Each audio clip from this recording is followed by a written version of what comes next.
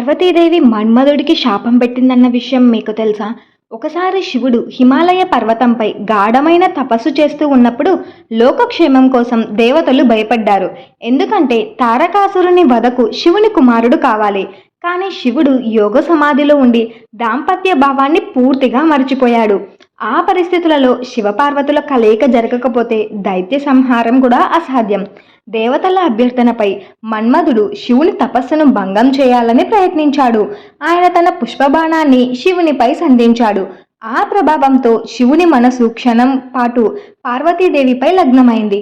కానీ ఆలోచన వెంటనే తీసేసి కోపాద్రికుడైన శివుడు తన త్రినేత్రాగ్నితో మన్మధుడిని భస్మమయ్యేలా చేశాడు. ఈ సంఘటనలో పార్వతీదేవి కూడా మన్మధునిపై ఆగ్రహం వ్యక్తం చేసింది. ఎందుకంటే అతను తన భర్త తపస్సును భంగపరిచాడు. యోగంలో ఉన్న మహాశివుడిని ఆకర్షించడానికి యత్నించాడు.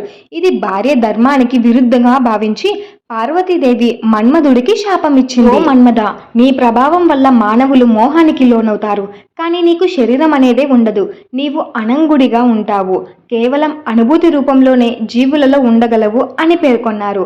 ఈ విధంగా పార్వతీదేవి శాపం వల్ల మన్మధుడు శరీరరహితుడై అనంగుడు అయ్యాడు. అయినప్పటికీ కూడా లోకాలలో ప్రేమ, ఆకర్షణ, మోహం వంటి భావాలు ఆయన శక్తి వల్లనే కొనసాగుతాయి. ఈ విషయాన్ని మొదటిసారి విని ఉంటే ఈ వీడియోని లైక్ చేసి మన ఛానల్ని సబ్స్క్రైబ్ చేసుకోండి.